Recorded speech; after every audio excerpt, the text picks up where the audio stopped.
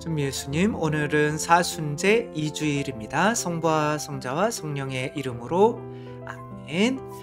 오늘은 복음 말씀 우리가 다 잘 아는 예수님께서 타볼산의 변모를 하시는 내용인데, 예수님께서는 지금 어디로 가고 계신 거냐면 예루살렘으로 십자가에 못 박혀 돌아가시기 위해서 가고 있는 거죠. 여기에 모세와 엘리야가 나타나는데, 모세는 인제 진리, 말씀, 율법을 의미하고, 엘리야는 하늘에서 불이 떨어지게 하는 은총을 의미하죠. 그러니까 말씀의 전례, 성찬의 전례라고 할 수가 있죠. 그러니까 하느님 아버지께서 예수님한테 힘을 주시기 위해서 말씀과 은총을 내려 주시는 거죠. 그러니까 예수님께서 기도라고 하는 거는 바로 우리가 미사할 때 말씀의 전례, 성찬의 전례 하는 것처럼 거기에서 어떤 힘을 얻는 거야라고 보여주시는 거고, 그렇게 변모된 하느님 자녀로서의 예수님의 모습을 본 사람들이 베드로, 야고보, 요한이란 말이에요. 근데 왜 모두에게 보여주지 않고 베드로, 야고보, 요한에게만 이 당신의 모습을 보여주셨을까?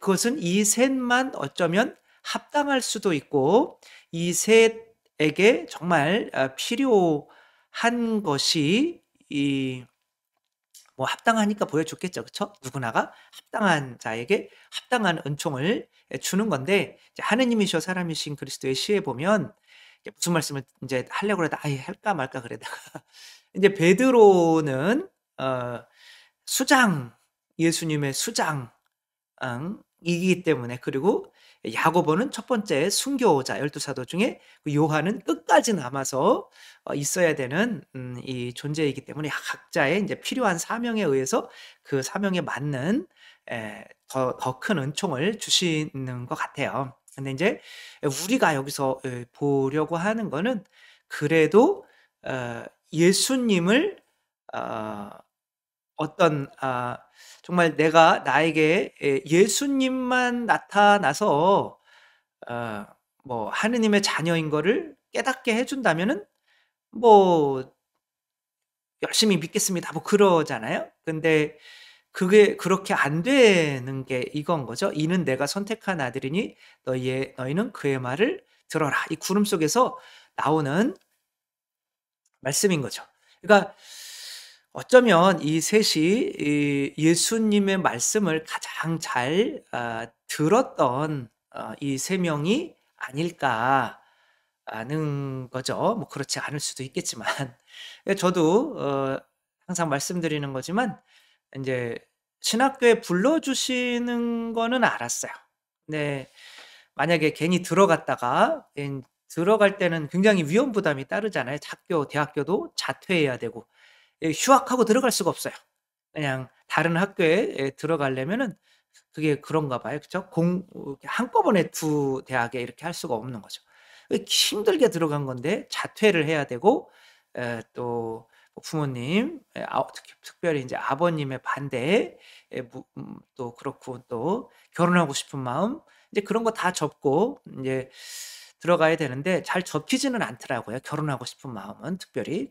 그런데 고민을 하는 거죠, 그때. 아니, 하느님이 한번 나타나셔서 그 빛나는 예수님의 모습처럼 나타나 주시면 내가 들어갈 거 아닙니까? 좀 확실한 표징을 보여줘야 내가 뭔가를 투자를 하죠. 뭔가 주식을 투자하더라도 오를 수 있는 이 확실, 돌다리도 두들겨 보고 건너라, 그런 얘기가 있는데, 그랬더니 이제 밤에 성모님께서 이렇게 막 이런 모습인데, 이것보다도 이렇게 매끈하지 않았어요. 이렇게 점박이처럼 다다다다닥 이렇게 대리석이 다 까진 이제 그런 건데, 그 얼굴과 이 손, 이게 이제 살로 된 부분만이 진짜 살처럼 보이고 파란 빛이 이렇게, 새벽이라 그랬는지 그래서 무릎 꿇고 한참 있다가 내려가면서 '아유, 내가 술 먹어서 헛것을 본 거지.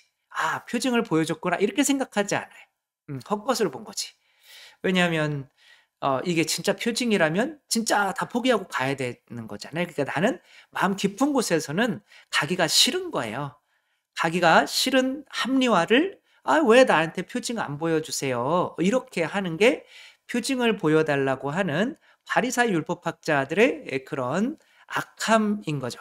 마음으로는 하기가 싫은데 그 하기 싫은 어 것에 대한 핑계를 하느님께서 나에게 충분한 증거를 보여주시지 않았다. "나는 하느님이 나타나면 믿을 거야."라고 이렇게 하지만 그거는 우리가 뭐 일단은 하느님께 뜻을 들어주시려면 복권을 사야 당첨을 시켜줄 텐데 복권도 안 사고 그냥 내가 다 복권 당첨되면은 내가 뭐 하느님 믿을게요. 뭐 이러는 거죠. 복권은 내가 할 수 있는 일은 해야죠. 어. 그래서 인제 그 내가 지금 할 수 있는 일 그것은 저에게는 그때 제가 읽었던 이 책이 이 저를 마음 안에 사제가 될 생각이 전혀 없었는데 이 5년 동안 다 이 10 권을 읽고 나서 이게 사제로 불러 주시는 어떤 확신 같은 게 느껴졌어요. 예. 근데 그것에 순종하지 못하고 그의 말을 따르지 않고 "표징만 보여주십시오."라고 하는 것은 어 아닌 거죠. 예 어떻게 되든 에 일단 그 표징은 내가 그분의 말씀에 순종을 했을 때 일단은 복권을 샀을 때 나중에 당첨이 되는 거죠. "그래 너 나한테 많이 줬니? 난 너한테 다 줬다."라고 하는 그 예수님을 만날 때 그 만나기 위해서는 에 먼저 이 책에 순종을 해야만 했었던 거죠. 음. 근데 내가 어떻게 그렇게 순종할 수 있는 예수님을 만나 배울 수 있는가? 그것은 바로 하느님이 사랑이시고 그 사랑의 파견자잖아요. 그 사랑을 하도록 파견되니 그러니까 사랑을 위해서 내 자신이 다른 사람들의 영혼 구원을 위해서 이익을 위해서 고통을 감수하는 어떤 그런 모습들을 볼 때 그 뒤에 있는 참 사랑을 만나게 될 수가 있죠. 그 인제 특별히 엄마 같은 경우는 아버지가 파견하는 존재예요. 그러니까 아이가 나는 아빠의 사랑을 나는 믿고 싶어요. 근데 엄마는 좀 건너뛰고 싶어요." 이게 안 돼요. 어. 그러니까 엄마가 정말 사랑이 전혀 없는 존재라면 아빠는 자동이에요. 그러니까 제가 엄마를 의심해 봤잖아요. 엄마가 진짜 엄마가 아닐 수도 있겠다. 그럼 아빠는 이런 생각이 안 들어요. 엄마가 진짜 엄마가 아닐 수도 있겠다. 그럼 아빠는 자동이에요. 왜? 그런 엄마를 나한테 보내주신 분이 사랑이 전혀 없는 저희 어머니를 얘기하는 게 아니에요. 사랑이 전혀 없는 누군가를 보내준 그 아버지가 에, 진짜 나를 사랑한다라고 믿을 수가 없기 때문에 그래요. 예. 데이브 펠저라고 하는 이 사람은 이런 책을 썼어요. A Child Called It 그러니까 어떤 아이인데 한 물건처럼 그것으로 불려졌던 아이. 그것. 그러니까 집에서 물건 취급을 당했다는 거예요. 그러니까 어머니가 사실은 알코올 중독에다가 또 아이를 가둬 놓고 방 안에다 가둬 놓고 막 그 문 잠가 놓고 막 그런 쪼금 아무튼 엄마가 그런 엄마였던 거죠. 그래서 물건 취급당하는 거야 엄마한테. 근데 아버지는 자기를 계속 사랑한다고 그랬대요. 근데 "아빠는 너를 사랑한다." 근데 이분이 그렇게 말씀을 하셔요. 알코올 의존증과 폭력적인 성향 엄마가 계속 때리는 거죠. 그래서 신체적, 정신적 학대를 받으면서 아버지는 "나는 너를 사랑한다." 그렇게 고백했는데 데이브는 "아버지는 나에게 사랑한다고 말했지만 그가 나를 지켜주지 않았다면 그의 사랑은 무슨 의미가 있을까?"라고 생각을 했다는 거예요. 자동적으로 아버지의 사랑도 믿지 못하게 되는 거예요. 왜? 그런 엄마를 나한테 파견했으니까. 다시 또 이분은 유명한 배우인 어 조안 크로포드, 이 조안 크로포드라고 하는, 지금 엄마가 이제 조안 크로포드인데, 책 제목이 뭐냐면은 맘미 디어리스트. 정말 에, 사랑스럽다기보다는 그냥 뭐 귀한, 엄마는 귀한 존재. 디어리스트, 가장 귀한 존재고, 나는 그러니까 물건인 거죠. 그러니까 이제 입양된 아이인데, 크리스티나 크로포드의 자서전이에요. 거기에서 엄마는 감옥에 나를 키우는 그 방식대로 그게 알려졌다면 감옥에 갇혔어야 된다라고 이렇게 얘기해요. 에, 크리스티나 크로포드는 헐리우드 여배우인 조안 크로포드의 양녀로서 어머니의 냉정하고 폭력적인 양육 방식을 이 책에다가 이렇게 폭로를 한 거죠. 마찬가지로 크리스티나의 아버지는 엄마와 다르게 따뜻하고 친절한 인물이었어요. 근데 그분에 대해서도 애정이 안 가는 거예요. 왜냐하면 어머니의 폭력적인 태도에 무기력하게 방관했고, 결국 크리스티나는 아버지가 나를 사랑한다고 말해도 그 사랑은 나를 지켜주지 않는다. 그러니까 끊기는 거예요. 그러니까 나는 아버지만은 나를 사랑한다라는 것을 알고 싶어라고 하지만 어머니를 거치지 않고서는 결코 아버지의 사랑까지 갈 수가 없다는 거죠. 그러니까 나에게 파견되어 있는 거, 그것이 바로 저에게는 하느님이셔 사람이신 그리스도의 시였던 거예요. 근데 저는 이 책을 어떻게 믿게 되었냐면, 이 책을 쓰신 분이 누구냐면 이분이에요. 마리아 발토르타. 이 마리아 발토르타는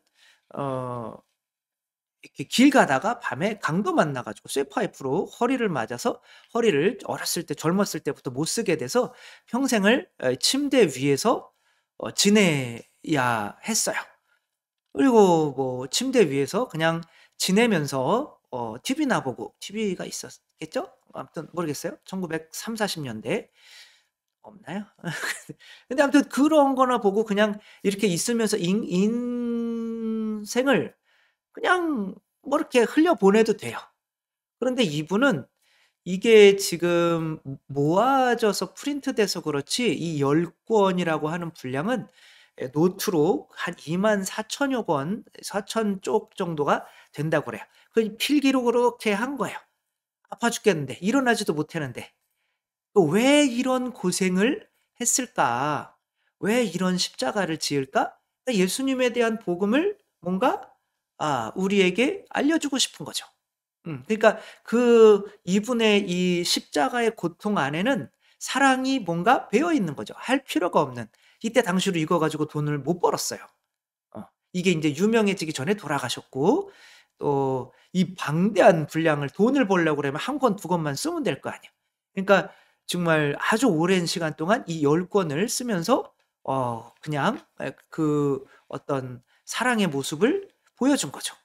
자기한테 아무 이득도 되지 않는, 그리고 이단이라는 이제 그런 소리까지 들어가면서도 끝까지 썼단 말이에요. 그러니까 그런 모습이 더 끌렸던 거죠. 그리고 그런 사랑을 보여주는, 어떻게 보면 하나님께 나에게 파견하신 파견자인 거죠. 그분의 말에 순종하는 거죠. 그 말이 이 책이고, 너는 사제가 되어라 라는 이 말에 순종을 일단 하면 거기가 타볼산인 거예요. 그럼 거기에서 정말 하느님의 신성을 보게 된다는 거죠.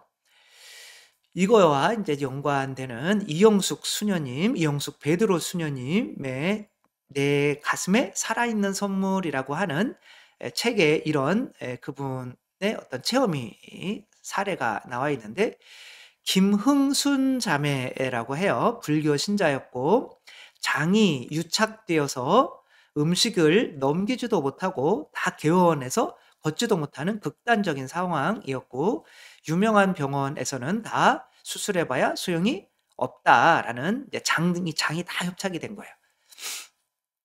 그래서 이제 호스피스 병동에 들어온 거예요. 호스피스 병동은 죽음을 기다리는, 그러니까 의사들이 써주는 거, 이 사람은 한 달 이상 못 넘긴다. 그게 없으면 호스피스에 못 들어와요. 그렇게 호스피스 병동에 있는 사람인데, 그 병원에서는 그래도 한번 수술해봐라. 수술하면 2, 3년 살 수 있고, 잘하면 5년까지도 살 수 있다. 그렇게, 아니 이렇게 해서 뭐 수술을 해서 뭐 2-3년 뭐 그렇게 사느니 그냥. 그래서 자기는 이제 '수술을 안 한다.' 그렇게 생각을 하고 있었어요. 근데 이제 베드로 수녀님이 "그래도 1년 더 사는 게 어디냐?"라고 설득을 했어요. 근데 이제 이 김흥순 자매가 불교 신자인데 이렇게 얘기해요. "처음에는 솔직히 그랬어요. 수녀들은 뭐 하러 죽어가는 사람들을 만나러 다니고 냄새나는 가족들도 만지기 꺼리는 환자들의 손을 주물러 주고 말동무까지 해 주는 건가? 왜 괜한 고생을 하냐는 거죠. 특히 무더운 날에도 치렁치렁 머리까지 긴 옷을 걸치고 다니면서 머리까지 이 수건을 긴 옷이라고 생각하나 봐요. 기도를 해 주는 걸 볼 때면 '자식도 남편도 없이 사는 수녀들의 인생이 참으로 딱하다.'라고 생각을 했다고 해요. 본인 처지가 더 딱한데 그러니까 '왜 저 고생을 하면서 살까?' 이게 이제 사랑이 있는 사람이잖아요. 사랑은 모든 사람의 유익을 위해서 지지 않아도 되는 십자가를 지는 사람인 거예요. 그 사람의 말에 순종하면 타볼산에 오를 수 있다는 거죠. 음. 그래서 수녀님께서는 이렇게 대답했다고 해요. "맞아요. 저희 같은 딱한 사람들도 이렇게 기쁘게 사는데 자매님은 더더욱 사셔야죠. 수술도 한번 못 해 보고 포기하면 가족들 마음이 어떻겠어요. 자매님이 싫어도 가족을 위해 수술을 받아 보셔야 해요. 수술 결과가 나빠도 최선을 다했으니 후회가 없지 않을까요? 어차피 죽는데." 뭐 이런 이야기를 한 거죠. 그래 가지고 인제 이분이 인제 가만히 봤대요. 그런데 신앙을 가진 사람들이 왠지 아파하는 거를 더 잘 참는 모습을 보고 자기도 그러면 '대세를 받아야겠다.' 그리고 대레사라고 하는 세례명으로 대세를 받고 "나는 무조건 하느님을 믿습니다."라고 선포했대요. 그리고 나서 인제 수술실에 들어갔다고 합니다. 그랬더니 인제 수술실에 들어갔는데 어떤 특별히 한 인자한 의사가 보이더래요. 그 인자한 의사는 흰 가운을 입고 있는 의사였는데 계속 쳐다보면서 "걱정하지 마세요. 잘 될 겁니다."라고 그렇게 말하고 있었대요. 그러니까 되게 마음이 편안해지더래요. 그리고 인제 수술을 받고 나왔는데 나중에 인제 "그 흰 가운 입은 의사 선생님 어디 계세요?" 그랬더니 수술실에서는 흰 가운을 입지 않습니다." 이렇게 얘기한다는 거죠. 다 그 약간 초록색 그런 가운 입잖아요, 수술실에서는. 어. 그리고 흰 가운을 입은 의사는 없어요. 그럴 리가 없는데 저는 분명히 봤는데요." 이렇게 느꼈다는 거죠. 그래서 어 또 2달 후에 인제 뭐 또 병자성사를 또 받았대요. 그리고 2달 후에 세례를 받고 또 정식 세례를 받고 또 그 세례를 받은 다음에 병자성사를 받을 때는 온몸이 불덩이처럼 뜨거워지는 거를 체험하고 너무 기뻐 가지고 일어나서 병실을 2바퀴나 돌았다고 합니다. 그리고 기도실에 이제 들어서 감실 쪽을 보더니 선생님 여기 계셨군요 얼마나 찾았는데요. 저를 치료해 주셔서 정말 감사합니다. 고맙습니다."라고 큰절을 올리더라는 거죠. 감실에 그러니까 예수님이 의사로서 나타나 주신 거죠. 그러니까 뭐 이분 뭐 수녀님이 뭐 지원했을 수도 있는 거고 그러나 우리는 그렇게 보지는 않죠. 그러니까 수녀님이 누구냐면은 인제 이 3 명을 데리고 올라간 그 뭐예요? 저긴 거죠. 예수님인 거죠. 그러니까 거기 하느님의 이제 모습을 보는데 타볼산까지 우리를 올라가게 해 주시는 분은 사랑이라고 하는 것 때문에 고통을 받는 존재인 거예요. 그분의 사랑 때문에 고통을 받는 존재에게 우리가 순종할 수 있다면 그분 뒤에 있는 바로 사랑 자체이신 하느님의 신성을 우리가 볼 수 있게 된다. 우리가 하느님을 체험하는 방식인 거죠. 그래서 음 아까 말씀을 드렸나요? 어머니 말씀을 드린 것 같아요. 그쵸? 어머니는 우리에게 지금 파견된 아이에게 파견된 존재고 어머니에 대한 사랑을 믿지 못하고 '왜 나 때문에 이 고생을 하는가?' 이거를 믿지를 못하면은, 그래서 순종하지 못하면은 아버지에 대한 사랑까지 올 수가, 사랑을 보는 것은 불가능하다. 우리를 타볼산으로 데려가는 그냥 무조건적인 사랑을 해 주는 분이 어머니다. 그런 어머니를 만나야 아버지의 그 사랑을 볼 수가 있다. 그러면 지금 우리를 하느님, 예수님까지 이끌어 주는 그 어머니는 뭘까요? 교자로 시작하고 회자로 끝나는데 교회인 거죠. 예수님께서 성령을 주시면서 파견하신 그 교회, 그 교회에 순종할 수 없다면 우리를 예수님을 만나는 타볼산까지 인도해 주는 그 사랑을 위해서, 영혼 구원을 위해서 하지 않아도 되는 십자가를 지고 있는 그 교회에 순종할 때, 교회에 순종할 때 그 교회를 통해서 함께 올라간 에서 예수님의 어떤 신성을, 예수님을 우리가 만날 수 있게 되는 거죠.